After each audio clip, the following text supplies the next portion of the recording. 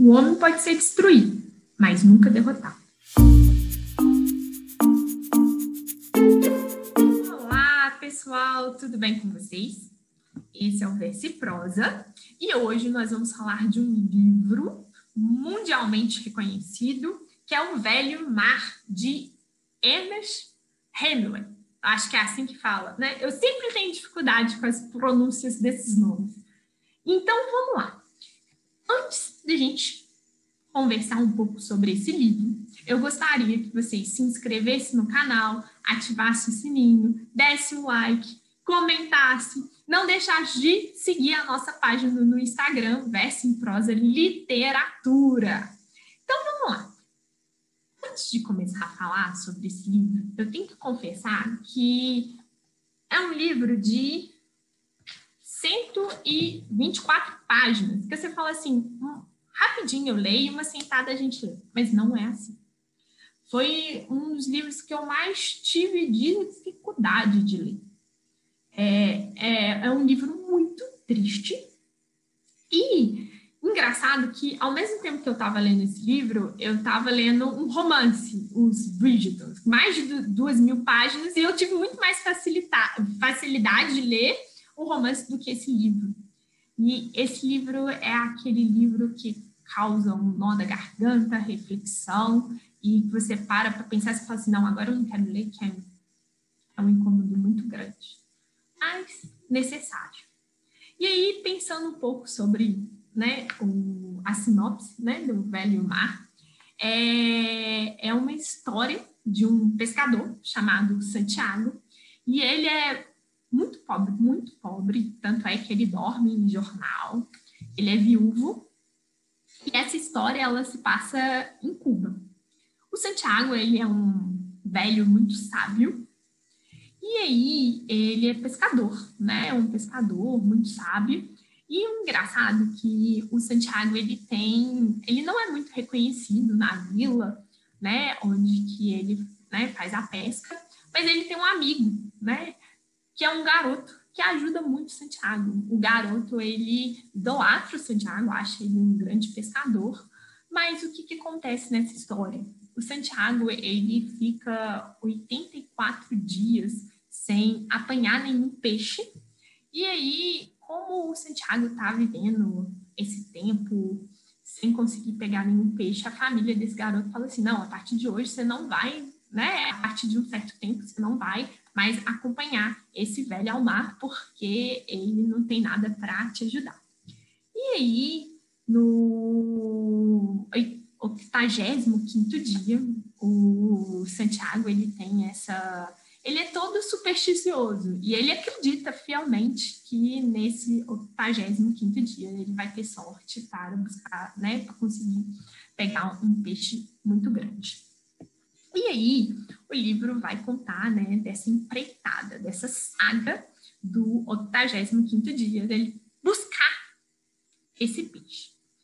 E é um livro que é uma história que ele vai contar todas as murmúrias, tudo que ele está vivendo, dele conseguir, dele não conseguir. E a gente tem que pensar que é um barquinho muito simples, é um velho e uma linha. Não tem nada, né, demais. E aí ele vai contando, refletindo, até que num certo momento ele finalmente, né, um peixe muito grande, consegue beliscar a isca, e aí vai contar toda essa saga desse peixão grande.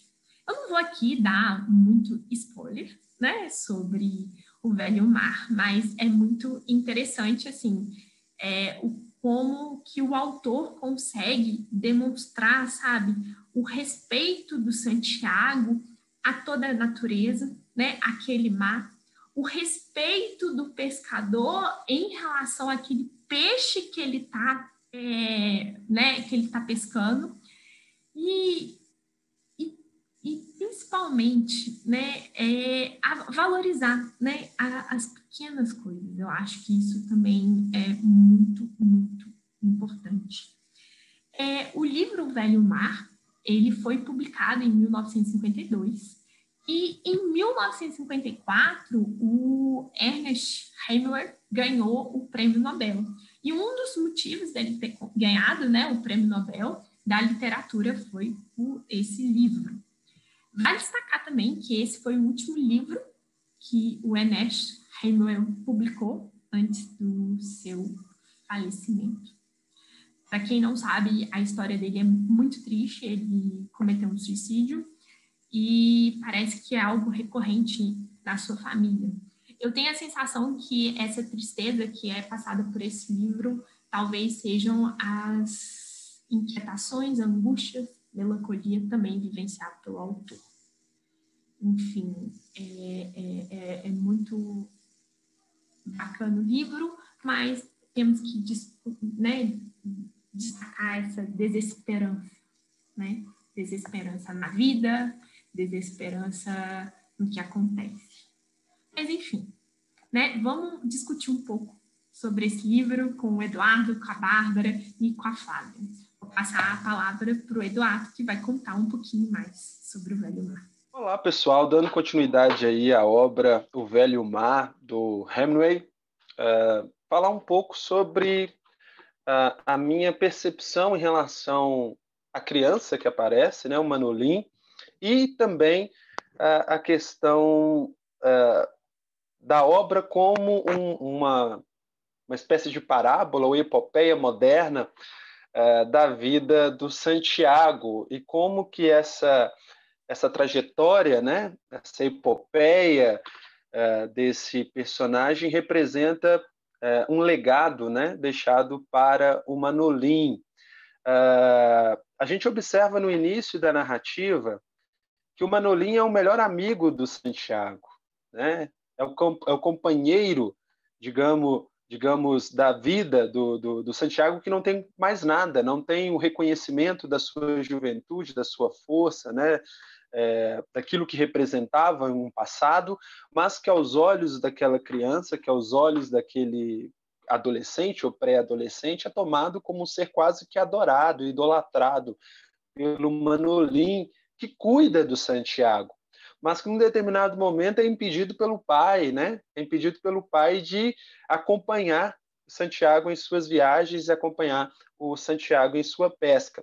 Enquanto o Santiago se apresenta um pouco desanimado, né? O Manolin é sempre aquele que está incentivando, né?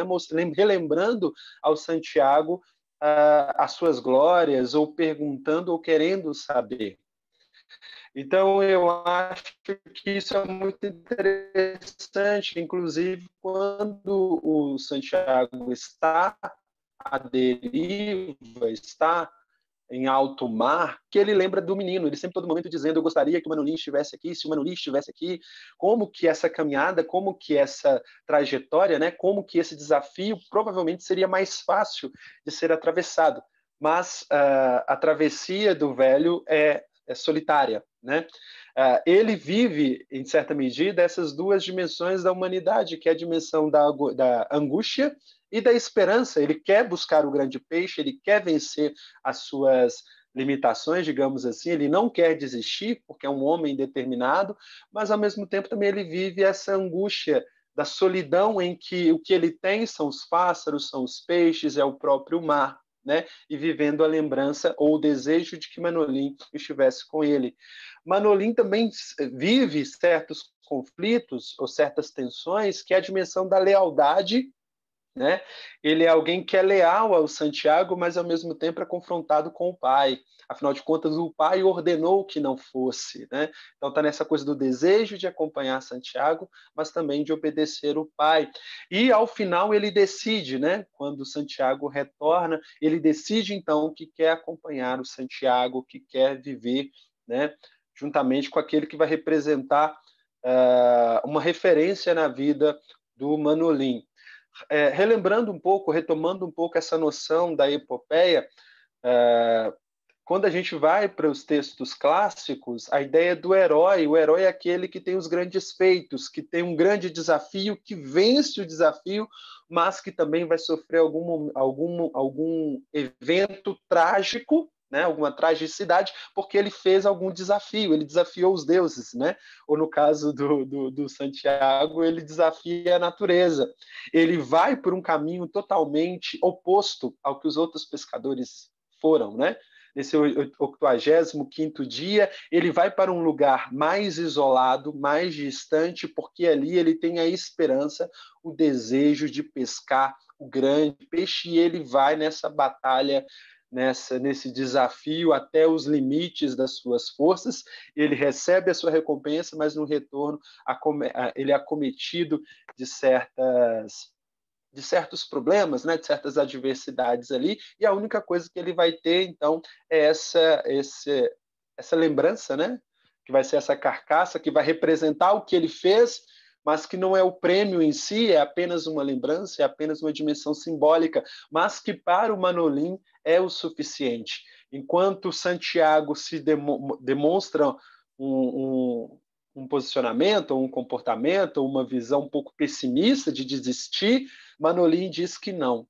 Manolín é essa voz que diz, olha, você continua sendo um herói, você continua sendo alguém muito importante e nós não vamos parar, nós vamos continuar a pescar, né?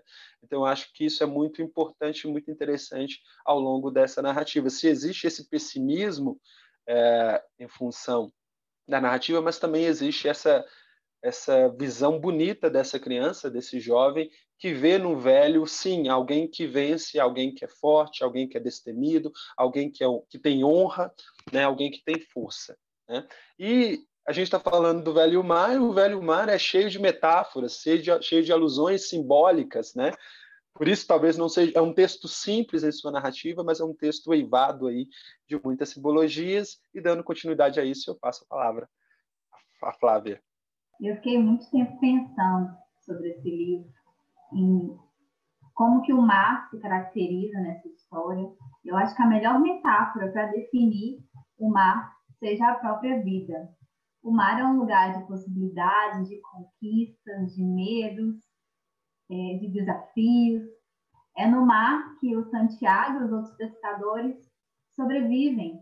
E é no mar também que há a possibilidade da morte. A gente tem uma expectativa de vida diferente, dependendo da fase da vida que estamos. Um jovem como Manolín é cheio de vigor, de energia, de coragem para enfrentar o mar, mas não possui experiência, então ainda tem muito o que aprender e fica apreensivo em função disso. À medida que o tempo vai passando, vai amadurecendo, esse jovem vira um adulto e aí vive o auge, digamos, da carreira, né? Que foi o que mais ou menos o Santiago era há alguns anos atrás. Um pescador de muito sucesso, digamos assim. E aí, com os anos, vem a velhice e a fragilidade física que a velhice traz.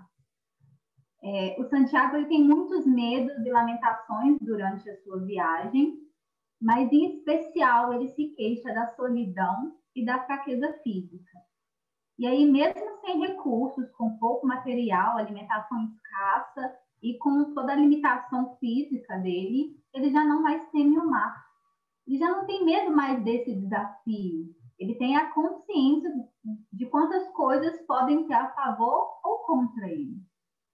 Ele tem paciência, ele tem persistência e ele tem fé. É a coisa positiva, né, dessa história. Ele já não mais questiona a grandeza do mar. Ele tem plena consciência de que quando ele partir, o mar ainda estará lá, grande e preparado para receber outros pescadores.